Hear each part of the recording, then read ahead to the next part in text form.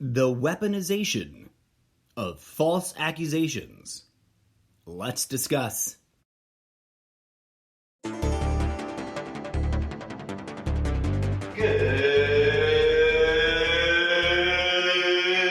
morning, Trumptopia.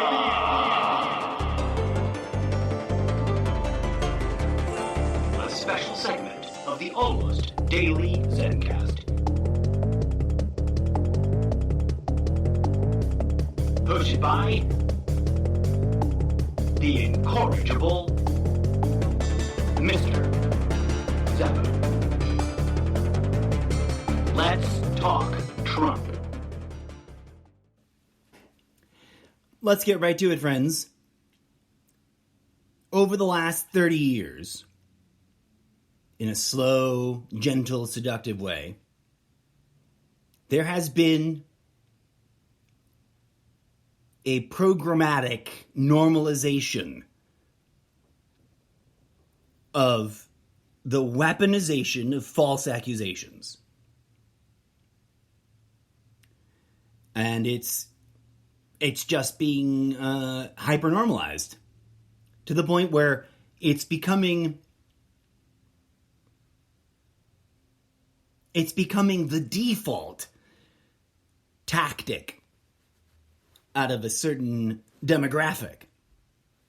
Now, we can go with really big examples, like how a certain group of people insist that anyone who disagrees with them is a baby-eating space lizard, or something to that effect. Or we can zoom into a really simple and concrete example. One that has been happening directly to me. And I think it's incumbent upon me to speak on that specifically. I have repeatedly been falsely accused of irrationally hating Donald Trump. This is categorically false. Never have I ever, on this show or on any of my social media platforms, stated any form of hatred towards the guy. I have critiqued him based on his own words and actions, and I have questioned why his supporters can continue to support him based on his own words and actions and his decades-long history of questionable behavior. And yet, his supporters, who routinely ignore Trump's own hateful speech, will bold-facedly lie and accuse me of having claimed to personally hate the guy. You couldn't be further from the truth, folks. Dear everyone who's ever spewed that tactic at me, where are you getting that from? Do you not realize that you are engaging in the activity of political weaponization of false accusation? Do you not see it? It's the silliest irony that a lot of the same people who throw that around also claim to be researchers, quote-unquote, also claim to be fighting for the truth, quote-unquote, and yet they are patently peddling false accusations. False accusations that arguably were spoon-fed to them by content designed to manipulate them into utilizing weaponized false accusations. Dear everyone who does not understand my point about Trump, I don't hate him. I am deeply concerned about what he represents. And here's where we get transcendental, where we get metaphysical. Why the word Zen is in the main title of the overarching umbrella of this multifaceted podcast show that I host. I've said this before, and tragically right now, all of my previous podcast episodes under the title of Good Morning Trumptopia have been disappeared from the platform that hosts them, and I'm dealing with that, and I humbly encourage anyone who is a fan of the show to please write into Sprecher.com asking them to reinstate Good Morning Trumptopia. Here's my point, though. I'm going to reinstate it here. No holds barred, straightforward, right to the point, folks. Donald Trump is a symptomology. He is a living symptom of a deep, long-neglected spiritual trauma that impacts all of the human species. There's no hate there. I don't hate him. I am deeply concerned about what he represents at a transcendental level, at a spiritual level. And it boils down to this. It's very simple. I'm going to keep this episode super short. I'm not even going to play any music in it. The human species has been struggling with and destroying itself over a long, neglected spiritual trauma, generations deep. And people like Donald Trump are the way they are because they are inhabiting, they are embodying, they are manifesting as symptoms, problematic symptoms of that spiritual trauma. Hate is never going to solve that issue. Hating Trump is not going to heal him. Trumptopians hating anyone who dislikes Trump isn't going to solve any of the issues. Hate is a tool of division. Hate, as Yoda would say, is a tool of the dark side. And I don't hate the dark side. I realize that it is a tormented aspect of the human species that needs healing. Healing so it can be reintegrated. I've said this 1,000 times and I'll say it 1,000 times more. It is a false argument to say that up is truth, divine holiness, and down is evil, corrupt badness. Right? You cannot separate up from down. They mutually co-create each other. You cannot separate the light from the dark. They mutually co-define each other.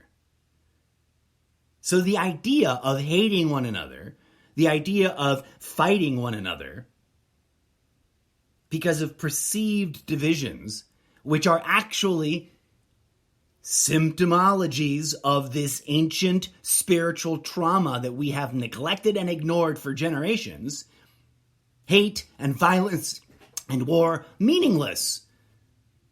They will never solve the issue because the issue is, at its root core, a need to heal. So my critique of Trump is not inspired by some irrational hate. It is motivated by identifying and holding to account the corrupt hypocrisies of these symptomologies.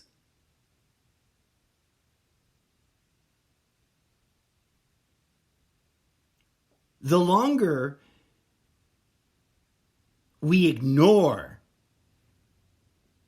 this root cause, the worse all the conflicts are going to get.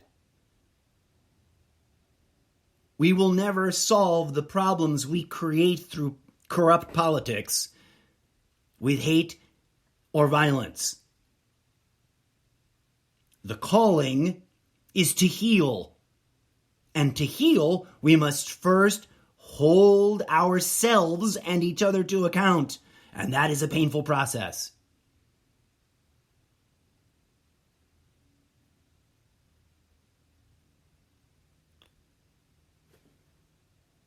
My biggest problem with Trump and what he represents on the right is the brutal hypocrisy of how they pretend to be believers in Christ, who was a healer and a pacifist. Are Trumptopian Christians acting like healers and pacifists?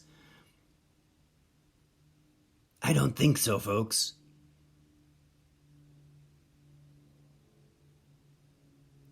So, anyone out there falsely accusing me of hating Donald Trump or hating his supporters or hating the Republicans or hating the right, you need to take a big step back and ask yourself, why are you accusing someone you do not know, whose message you have not bothered to investigate, whose content you haven't reviewed, of patently false things?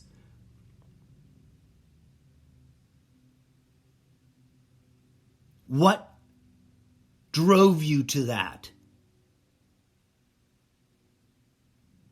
It certainly doesn't make any sense to accuse someone of irrational hate if what they're doing is utilizing their free speech right to point out critical concerns about hypocrisy and corruption,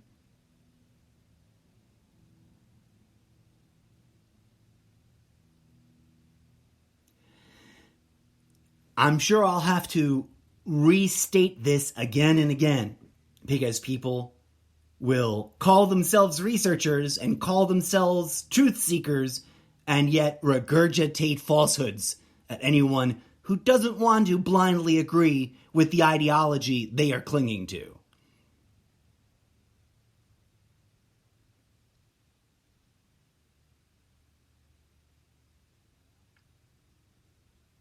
False accusations will be called out, friends. And I humbly invite anyone else who understands this to speak out against it. Now, I realize that plenty of people really do hate Donald Trump. And that is unfortunate, because that's not going to solve anything.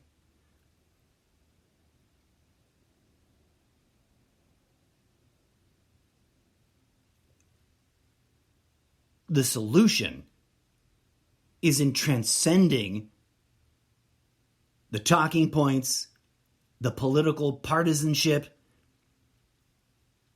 holding to account the falsehoods, exposing the hypocrisies, and then applying healing practices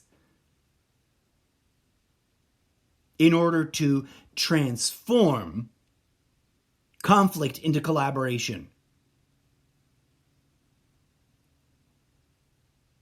We're all in this together, folks. There is one planet, and we must share it. Ideological us versus them conditioning must be addressed and transcended.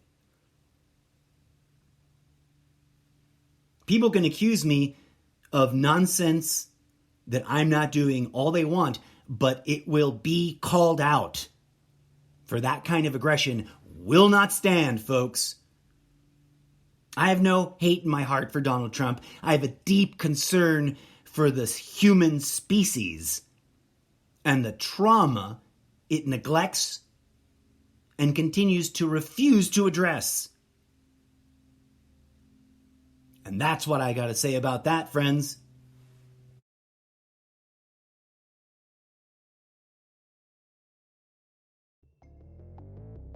And that is the latest madness from behind the orange wall. Thank you for listening to GMT, a special segment of the Almost Daily ZenCast.